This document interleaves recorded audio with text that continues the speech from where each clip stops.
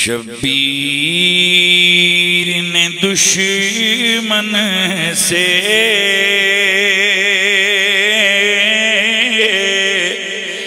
صدقہ تو نہ مانگا تھا، شبیر نے دشمن سے صدقہ تو نہ مانگا تھا، دو گھونٹ ہی مانگے تھے، دو گھونٹ ہی مانگے تھے، دریا تو نہ مانگا تھا، دو گھونٹ ہی مانگے تھے، دریا تو نہ مانگا تھا، ننھے علی اصغر کو دو گھونٹ کی حاجت تھی، ننھے علی اصغر کو دو گھونٹ کی حاجت تھی، معصوم نے تیروں کا تحفہ تو نہ مانگا تھا، معصوم نے تیروں کا تحفہ تو نہ مانگا تھا، ٹکرائے تھے فاسق سے اسلام بچانے کو، ٹکرائے تھے فاسق سے اسلام بچانے کو، مولا نے حکومت میں حصہ تو نہ مانگا تھا، جب لاش حسینی اٹھی ہے، جب لاش حسینی اٹھی طیبہ سے ندا آئی ہے، طیبہ سے ندا آئی، تبلیغ کا یہ تم سے ثمرہ تو نہ مانگا تھا، تبلیغ کا یہ تم سے ثمرہ تو نہ مانگا تھا، کس جرم پہ زنجیریں بیمار کو پہنائی ہے، کس جرم پہ زنجیریں بیمار کو پہنائی، سجاد نے بابا کا بدلہ تو نہ مانگا تھا، سجاد نے بابا کا بدلہ تو نہ مانگا تھا، یہ صبر ہی کام آیا کربل میں نواسے کو ہے کربل میں نواسے کو اللہ سے نانا نے بیجا تو نہ مانگا تھا اور کھینچی گئی کیوں چادر پھر سر سے نصیر آخر پھر سر سے نصیر آخر زینب نے سکینہ کا جھمکا تو نہ مانگا تھا۔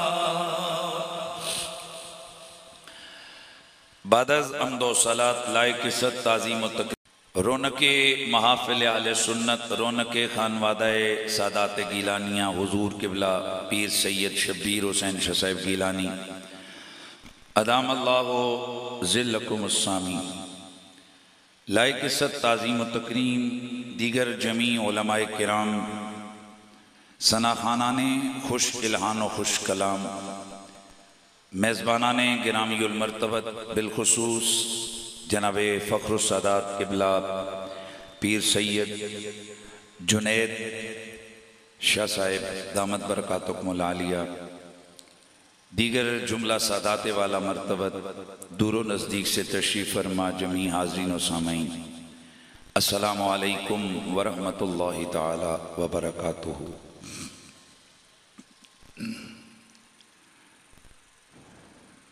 اہل بیت اطہار کی محبت ہر کلمے والے شخص پر فرض کی گئی ہے۔ اس میں کسی بھی مسلک والے کو ان لفظوں سے اختلاف نہیں ہے، وہابی ہو شیعہ ہو سنی ہو، سب لکھ بھی گئے ہیں، مانتے بھی ہیں، کہتے بھی ہیں کہ اہل بیت کا پیار فرض ہے اور اہل بیت کا بغض کفر ہے، یعنی اتنے پر پوری امت متفق ہے۔ لیکن جہاں تک میں سمجھا ہوں، مختلف سوچوں اور زاویہ فکر کی وجہ سے معیار بدلا ہوا ہے کہ بغض کا معیار کیا ہے اور محبت کا معیار کیا ہے۔ ہم اہل سنت و جماعت محبت کے معیارات میں سے ایک معیار یہ سمجھتے ہیں کہ محبوب کے سجنوں سے پیار اور محبوب کے دشمنوں سے دشمن۔ ماشاءاللہ جاگ کر بیدار ہو کر بیٹھیں۔ میری ابتدائی چند جملے اور اس کے بعد میں نے آج موضوع ہی ایسا لے کر آیا ہوں، کیونکہ بہت زیادہ باتیں سوشل میڈیا پہ ویسے ہم سنتے سناتے رہیں تو بہرحال جیسا جیسا ماحول ہوتا ہے پھر ویسے ویسے ہم بھی تیاری کر کے آتے ہیں۔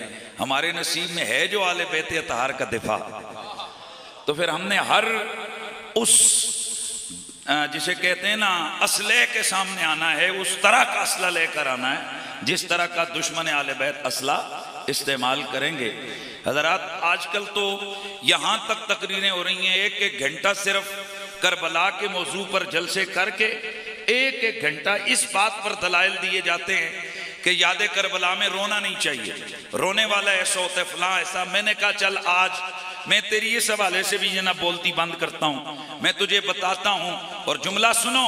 کہا جاتا ہے کہ رونا اور رلانا، پھر کبھی کہتے ہیں جی چلو رونے میں کوئی حرج نہیں ہے، رلانا نہیں چاہیے۔ بیٹا میں تجھے آج حدیثیں پڑھ کے سناؤں گا، اگر کوئی رونے جوگا ہو نا تو رلایا بھی جاتا ہے۔ میں انشاءاللہ یہ ساری چیزیں عرض کروں گا، تاہم میں پھر اپنی بات کو آگے بڑھانے سے پہلے مجھے آپ کا ذوق چاہیے۔ میں نے عرض کیا ہے کہ ہم اہل سنت کا معیار محبت یہ ہے کہ محبوبوں کے سجنوں سے پیار، محبوبوں کے سجنوں سے پیار اور ان کے دشمنوں سے دشمنی۔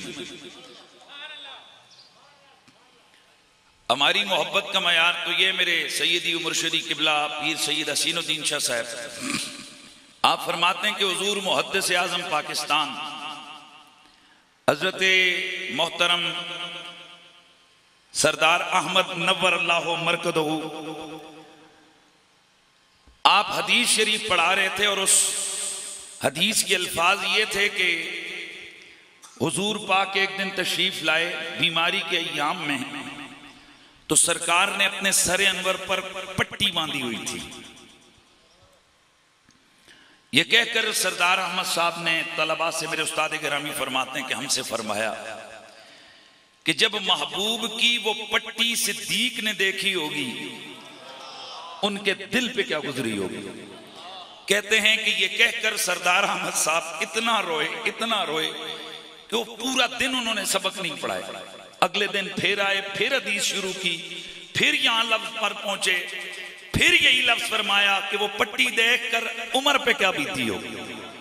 پھر سارا دن آپ اندر کمرے میں بند رہے، آہوں اور ہچکیوں کی آوازیں آتی رہیں۔ تیسرے دن استاد الکریم فرماتے ہیں پھر اسی طرح ہوا، پھر روتے رہے۔ 3 دن ایک جملہ رلاتا رہا کہ حضور کے سر انور پر وہ جو بیماری کی وجہ سے بندھی ہوئی پٹی تھی، اس پٹی کو دیکھ کر مصطفیٰ کے یاروں کے دل پہ کیا گزر رہی ہوگی۔ میں پوچھنا چاہتا ہوں، اگر مصطفیٰ کربلا میں ہوتے،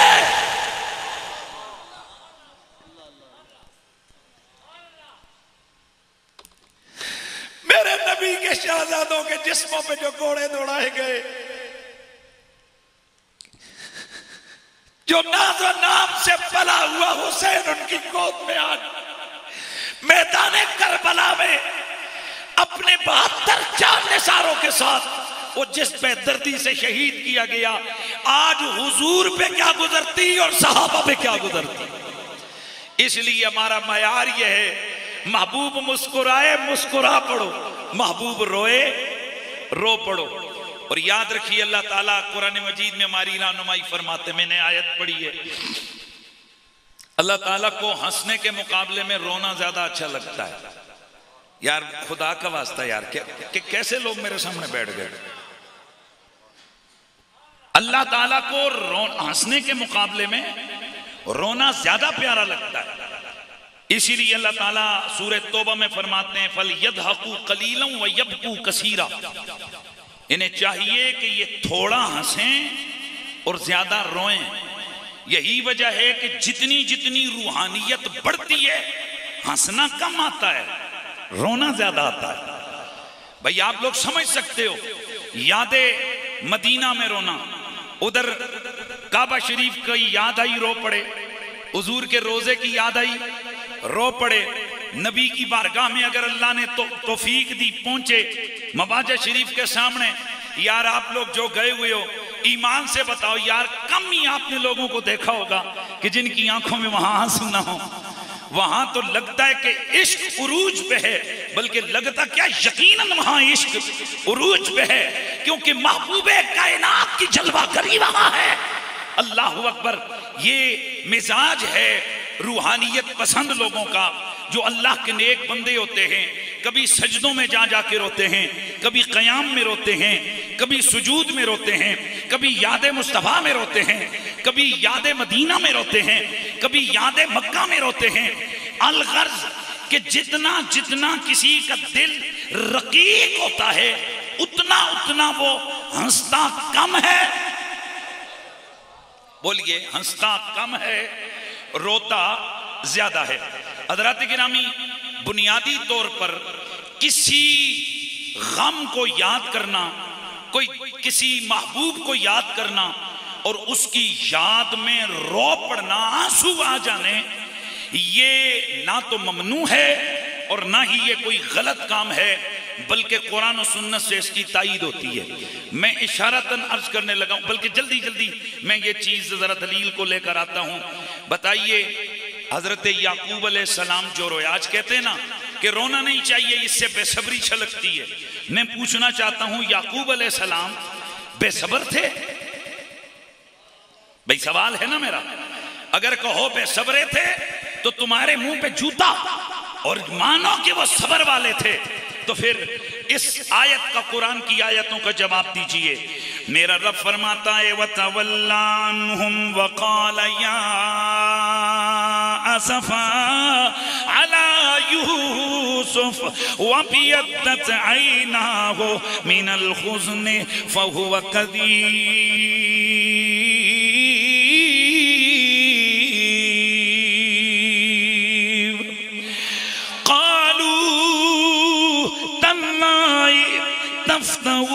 تذكر يوسف حتى حرضا أو تكون من الهالكين.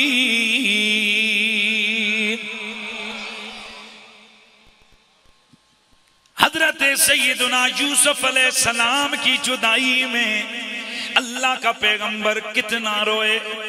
اللہ فرماتا ہے کہ رو رو رو کر غم کی وجہ سے ان کی آنکھیں سفید ہو گئیں.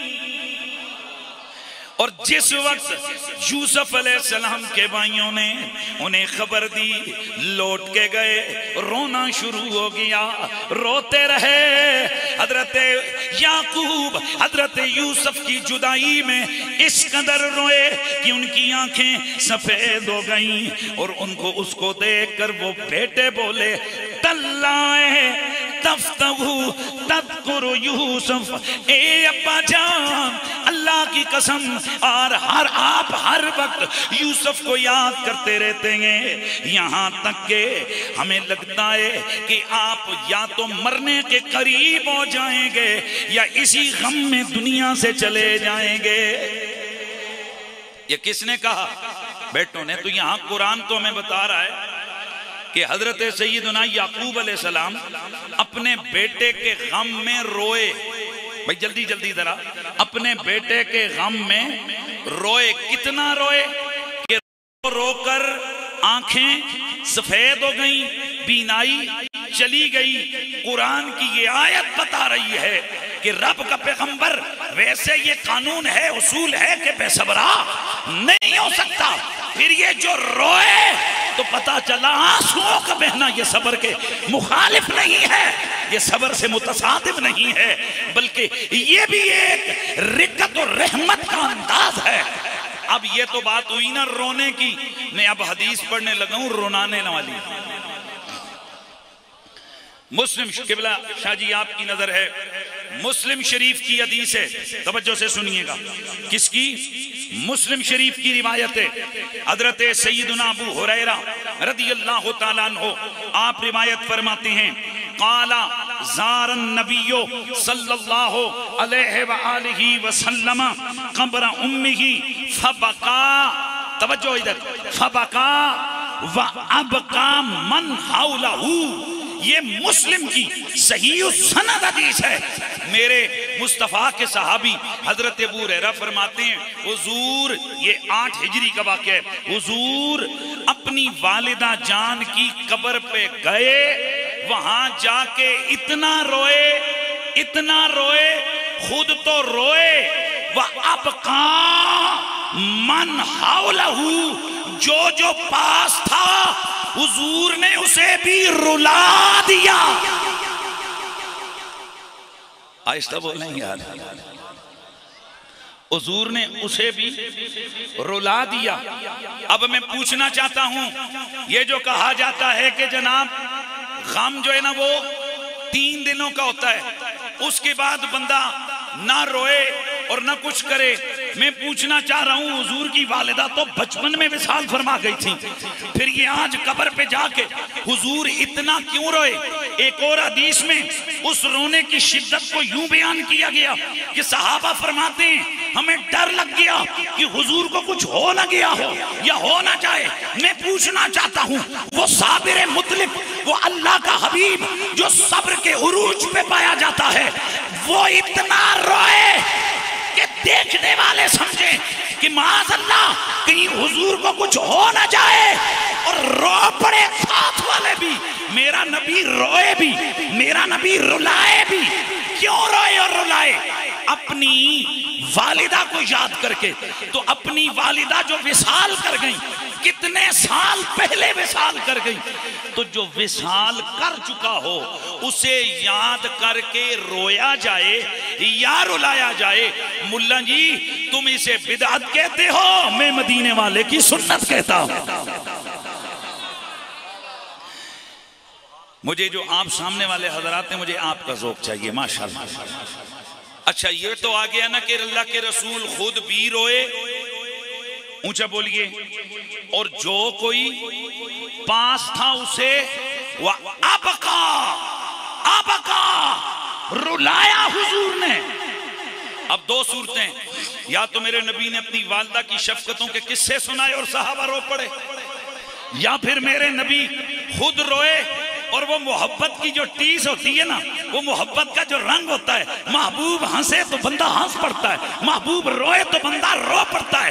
اب جب یہ چیز میرے سامنے آ گئی کہ مزاج صحابہ یہ ہے, جس بات پہ نبی روئے اس پہ وہ روتے ہیں, جس پہ نبی مسکرائے مسکراتے ہیں, تو میں کہتا ہوں اہل سنت کی مین سٹریم کتابوں میں, طبرانی کے اندر موجود ہے, مشکات کے اندر موجود ہے, دیگر حدیث کی کتابوں میں موجود ہے کہ بابا یہاں تو وصال کے بعد حضور روئے. حسین وہ شہید ہے, حسین وہ مظلوم ہے کہ ابھی دنیا میں آئے ہیں, ابھی ولادت کی خوشی نہیں ہوئی, مصطفیٰ نے آنسو بہانے شروع کر دیے گئے. پتا چلا حسین وہ ہستی ہے جن کی یاد میں ان کے غم کا تصور کر کے جو میرا نبی نگاہ نبوت سے دیکھ رہا تھا, یا میرے نبی کو جو خبر جبریل سنا رہے تھے اللہ کے دیے ہوئے علم کے ساتھ, میرا نبی اس منظر کو دیکھ کر ابھی پیدا ہوئے حسین ایک دن کے ہیں اور حضور رو رہے ہیں. حضور بولیے, حضور رو رہے ہیں. اہل سنت کی کتابوں میں ہے. میرے مولا علی جب نینوا کے مقام کربلا کی وادی سے گزرے رو پڑے, آپ کے ساتھی بھی رو پڑے. پوچھنے والوں نے پوچھا کیا ہوں رو رہے ہیں؟ آپ نے فرمایا میرے مصطفیٰ نے خبر دی ہے کہ میرا ایک لال انہی وادیوں میں اللہ کے دین کو بچاتے ہوئے شہید ہو جائے گا. پتا چلا آل محمد کی اس بے کسی پر, آل محمد کے اس ظلم پر, آل محمد کی اس مظلومیت پر جو ان پر ظلم ہوا اس پر, آل محمد کی محبت میں آنسو بہانا یہ رافضیت نہیں, یہ محمد عربی کی سنت ہے. کربل دی ہے یاد آئی رونے رلانے دو. اور سنو, محبت میں اگر آنسو بہیں اور محبت بھی ہو آل بیت کی, بھئی محبت بھی ہو کس کی؟ میں نے سوچا بھی نہیں تھا کہ میں اپنی زندگی میں ایسے بدماشوں کو دیکھوں گا جو حسینی ممبر پہ بیٹھے ہوں گے, نبی کے ممبر پہ بیٹھ کے تقریریں کریں گے, اور بجائے آل محمد کی مظلومیت کے مذاق اڑائیں گے, ڈرامے لگائیں گے, مذاق اڑائیں گے, مر جائیں وہ تبھی تباہ ہو جائیں. اور یاد رکھو اگر یہ بدماش نہ ہوتے تو ہمارے اندر یہ آگ مزید کیسے بڑھتی. یہ اللہ کا نظام ہے, حق کے ساتھ ساتھ باطل بھی اللہ نے رکھا ہے جو کہ حق کی محمیز کا کام کرتا ہے. حق مزید عروج پہ جاتا ہے, حق والے محمیز پکڑتے ہیں, باطل کے مقابلے میں مضبوط ہو کر ڈٹ کے کھڑے ہو جاتے ہیں. اس لیے یہ پہچان ہے. اور یہاں ایک دو جملے ذہن میں رکھو اور میں بات آگے بڑھانے لگا ہوں. یہ جو غم حسین ہے یہ نہ شیعہ ہے, یہ نہ سنی ہے. بھائی شیعہ سنی تو بعد میں بنے. توجہ رکھیے یار, یہ بچوں کو اٹھا دو یار, پیچھے کر دو, یہ بار بار اٹھیں گے میں ڈسٹرب. ان دونوں بچوں کو باہر اس طرف پہ اٹھا دو, اٹھو جائے. یہ بات اپنے پلے باندھیے, اس مسئلے کو سمجھیے جو میں کہنے لگا ہوں. غم حسین نہ شیعہ ہے نہ شیعہ ہے. اٹھ جا, جا تو بھی جانا یار, خدا کے بندے مجھے نہ ڈسٹرب کرو. اٹھ جا, جا میرا پتر, جا شاباش. بڑے حضرات ادھر آؤ یار, محفل وچ آنا تے پھر اگے پیچھے سر گھمانے تے جناب تکنا ہے, کی گل ہوئی یار. ادھر بیٹھو یار, بازو کو یاد کربلا میں آنسو بہانا غم حسین یہ نہ شیعہ ہے، یہ نہ سنی ہے، یہ نہ وابی ہے، یہ کچھ نہیں ہے، کیونکہ یہ شیعہ سنی بعد میں ہوئے ہیں، حسین کا غم پہلے ہے۔ یہ حسینی غم جو ہے یہ خالصتاً مصطفی ہے، کیونکہ جو حضور کا ہے اس کے دل میں حسین کا غم ہے، جو حضور کا ہے اس کے دل میں حسین کا پیار ہے۔ اور حدیث سن لو، حدیث سن لو، کئی لوگوں کو بڑا عجیب لگے گا، ہیں وہ کہتے ہیں نا کسی کے ایک آنسو پر ہزاروں دل دھڑکتے ہیں، کسی کا عمر بھر رونا یوں ہی بیکار جاتا ہے۔ ہم نے دیکھا ہے بعض اوقات محبوبوں کے لیے آنسو کی بڑی قیمت ہوتی ہے، کئی دفعہ کوئی ایک آنسو بہاتا ہے، اگلا بندہ اس کا رونا دیکھ کر اسے گاڑی دے دیتا ہے۔ توجہ رکھیے گا، کوئی اسے 10 روپے دے دیتا ہے، کوئی مانگنے والا اچھا انداز سے روئے، اثر کرتا ہے دل پر، وہ کہتے ہیں جا تو رو گیا میں تجھے لاکھ روپیہ دے دیتا ہوں۔ بھئی یہی ہوتا ہے نا، آؤ ذرا سخاوت دیکھو آل محمد کی۔ جو آل محمد سے محبت کرنے والے ہو ہاتھ اٹھا کے اس کا ذرا سبحان اللہ کی آواز لگاؤ۔ آؤ ذرا پیار دیکھو، آل محمد کی سخاوت دیکھو۔ امام احمد بن حنبل فضائل الصحابہ میں یہ حدیث لے کر آئے ہیں، اور مرقات کے اندر ملا علی قاری نے اس حدیث مبارکہ کو ذکر کیا ہے۔ ذخائر العقبہ میں امام طبری لے کر آئے ہیں، ینابی الموطا میں امام قندوزی نے ذکر کیا ہے۔ حضرت امام حسین فرماتے ہیں من دمعتا عیناہ فینا دمعتن او قطرت قطرتن او قطرت عیناہ فینا قطرتن اسواہ اللہ الجنہ۔ امام حسین فرماتے ہیں جس کی آنکھوں نے ہماری محبت میں ایک آنسو کا قطرہ بہایا، رب اسے جنت کا حقدار بنا دیتا ہے۔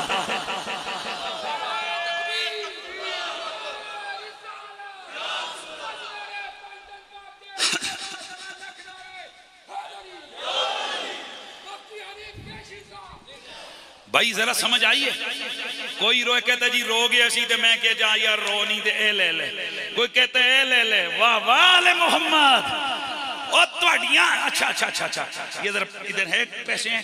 یہ کئی دفعہ نا آپ اپنے بچے کا وہ کوئی ہوتا ہے نا سلسلہ تو کیسے کرتے ہو؟ ہمارے ادھر اتنا نہیں ہے کہ جنوبی پنجاب یہ اس طرف چلے جائیں نا تو وہاں اگر کسی کو بھی کوئی دیں تو یوں کہتے ہیں جا میرے پتر دا صدقہ ہی ہیں۔ او سنو سنو، امام حسین فرماتے ہیں ہم تو ہم میں، ہماری تو بہت بڑی شان ہے، اور جس کے دل میں ہمارا پیار ہوا اور ہماری وجہ سے اس کی آنکھوں نے ایک قطرہ آنسو کا بہایا، رب اسے جنت کا ثواب عطا فرماتا ہے، جنت کا بدلہ عطا فرماتا ہے۔ اب مجھے بتائیے ذرا یہ مولویوں کو کیوں تکلیف ہے؟ یہ اصل میں چاہتے ہی نہیں ہے کہ لوگ جنت میں جائیں۔ حیرت ہے جب ویسے جنت کی باری آئے تو جنت پانے کے لیے 15 کلو بارود پھٹوا دیتے ہیں، کہتے ہیں جی 15 کلو بارود پھاڑو جنت میں چلے جاؤ گے۔ آؤ نہ ذرا ان عاشقوں سے پوچھو، میرے آقا حسین فرماتے ہیں ہم سے یاری لگا، ہم سے تعلق رکھ، ہماری محبت میں ایک آنسو کا قطرہ بھی رب ضائع نہیں جانے دیتا ہے۔ تو پھر اسی لیے تو ہماری صدا ہے، تم بھی ذرا صدا لگا لو، ذرا جھوم کے کہہ دو دلوں پہ راج تھا زہرا کے لال کا، کل بھی دلوں پہ راج تھا زہرا کے لال کا۔ مل کے ذرا ہاتھ اٹھا کے جان لگاؤ نا یار۔ میں نے آگے بالکل شہادتوں کی طرف جانا ہے، فضائل بہت سارے آپ لوگ سن چکے، اور بھی یہ دائیں بائیں جلسے ہوتے رہتے ہیں، آگے ہوں گے بھی، فضائل میں ادھر سناؤں گا، لیکن آج اس وقت جو ہے نا آگے چند شہادتیں میرا دل کرتا ہے۔ 8 محرم الحرام ہے، آل بیت اطہار پہ ظلم کی ایک جسے کہتے ہیں نا تاریخ وہ چل رہی ہے، اور ظلم ان پر ڈھایا جا رہا ہے، ان کی پانی کی بندش ہو چکی ہے، اور یہ وہ ہیں جن پر پانی بند ہوا گا جن کی وجہ سے دنیا پانی پی رہی ہے، جن کی وجہ سے یہ ساری نعمتیں ان کو مل رہی ہیں. تو پھر یہ ذہن میں رکھیے، جب تک حسین ہے تب تک پیار ہے، جب تک حسین ہے تب تک آنسو ہیں، جب تک حسین ہے تب تک ذکر کربلا ہے، جب تک ذکر کربلا ہے تب تک آنسو ہیں، غم ہے، اسی غم میں امن ہے، اسی امن میں چین ہے، اسی چین میں جنت ہے. اور یہ میں نہیں کہتا، میرے آقا حسین کہتے ہیں. تو پھر کہہ دیجئے کہ کل بھی دلوں پہ راج تھا زہرا لال کا، ہاں کل بھی دلوں پہ راج تھا زہرا کے لال کا، ہے آج بھی دلوں پر حکومت حسین کی، ہاں ہے آج بھی دلوں پر حکومت حسین کی. تاری ہے آل جبر پر ہیبت حسین کی. اللہ رے یہ شان جلالت حسین کی.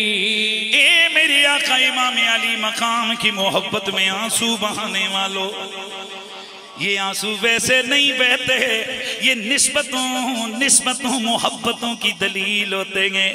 اسی لیے کہنے والا کہتا ہے کہ جو ان پہ مر مٹا وہی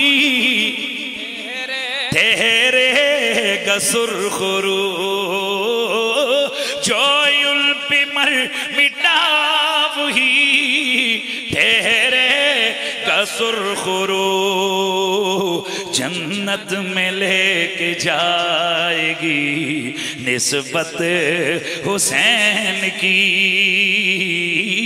جنت میں لے کے جائے گی نسبت حسین کی. اللہ رے یہ شان جلالت حسین کی. بس میرے نبی سے محبت کرنے والوں آؤ ذرا کربلا میں چلتے ہیں. سی کربلائے یہ وہ کربلائے کہ جس کی بابت میرا نبی صحابہ کے سامنے اپنی آل بیت کی شہادتوں کو بیان فرما کر آنسو بہاتے رہے ہیں. کربلا کے اندر یہ قافلہ حسینی جس میں حضرت سیدنا علی کے 6 بیٹے ہیں، امام حسین کے 5 بھائی اور ایک روایت میں 6 بھائی، یہ کل 7 بیٹے حضرت مولا علی کے.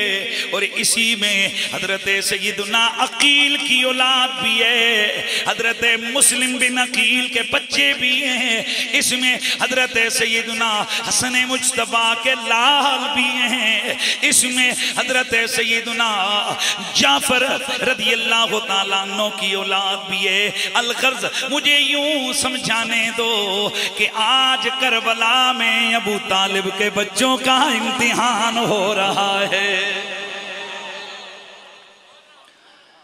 کئی لوگ حضرت ابو طالب کے حوالے سے انگلیاں اٹھاتے ہیں. مجھے بڑا مزہ آیا آج کا جو اشتہار ہے اس پہ میں نے آج دن کو ہی پڑھا. شاہ جی اس قسم کے جملے لکھا کرو تاکہ ناس بھی نہ ہضم کر سکے نہ اگل سکے. شاہ صاحب نے لکھا محفل کے اختتام پر لنگر ابو طالب کا اہتمام ہے. کئیوں کو درد ہوا نیچے کمنٹ لکھے کہ یہ ابو طالب کا لنگر کب سے. میں نے کہا بیٹا ابو طالب کا لنگر تو حضور کے دور سے ہے، یہ بنو امیہ کا لنگر کب سے چلایا ہے.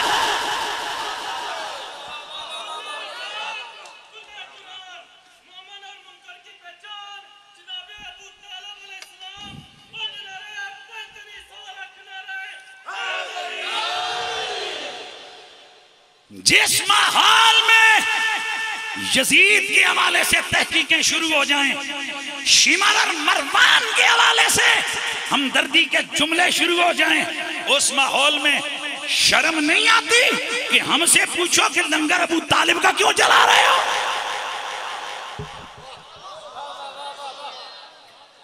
بلکہ میں چاہتا ہوں کہ آج کے بعد یہ اشتہاروں میں عام کر دو، بے شک یہ حسین کا لنگر بھی ابو طالب کا لنگر ہے۔ بولو یار، گاڑی کے بولو یار، خدا کے بولو، لنگر ابو طالب جاری رہے گا۔ جی ہاں، فیضان ابو طالب، پھر بولو فیضان ابو طالب جاری رہے گا۔ اگر آپ سے کوئی پوچھے کہ ابو طالب کا فیضان کیا ہے تو آپ کہیے گا یہ ابو طالب کا ہی فیضان تو ہے جو اتنی بڑی بڑی محفلیں نعتیں کرتے ہو، کیونکہ میرے نبی کا بالاتفاق پہلا نعت خان ابو طالب ہے۔ ابو طالب کا فیضان وہی ہے جو تیرے میرے عقیدے کی صورت میں ہے۔ ہم جو وسیلہ مانگتے ہیں ہم نے بعد میں شروع کیا، ابو طالب نے اس چہرے کے وسیلے سے بارش پہلے مانگی۔ ابو طالب کا فیضان ہے، ابو طالب کا فیضان ناموس رسالت کا تحفظ، حضور پہ اپنی جان لٹانا، حضور پہ اپنے بچے لٹانا، حضور پہ اپنا مال لٹانا، حضور پہ اپنا سب کچھ لٹانا، یہ ہے فیضان ابو طالب۔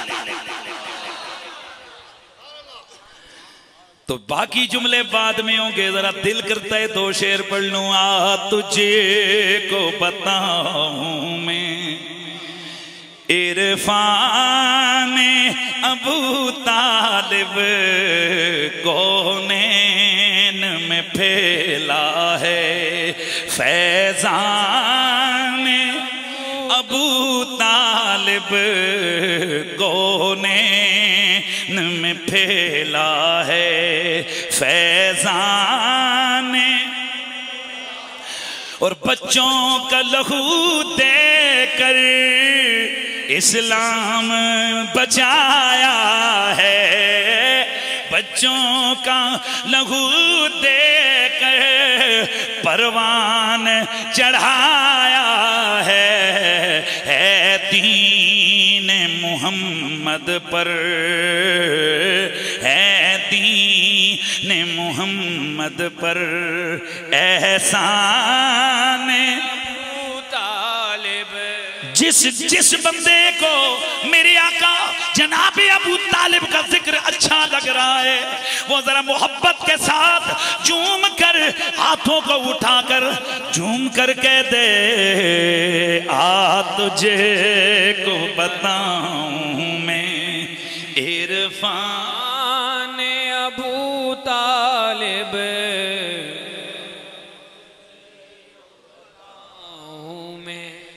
دوستان گرامی، بس اب کربلا میں چلتے ہیں۔ کربلا کے اندر میرے نبی کے پاکیزہ خاندان کے لوگ ہیں۔